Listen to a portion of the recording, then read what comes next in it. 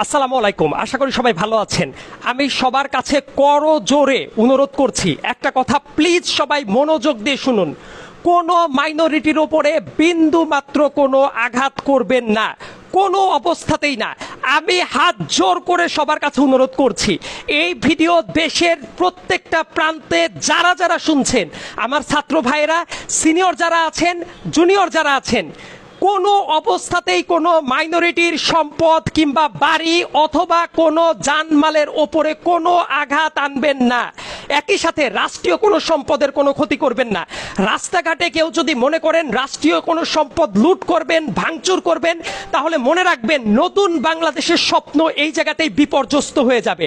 এমনকি কোনো ব্যক্তির ওপরে, সে যেই হোক না কেন, দল মত ধর্ম বর্ণ নির্বিশেষে কারো ওপরে কোনো আক্রমণ করবেন না। তাহলে তো আওয়ামী লীগ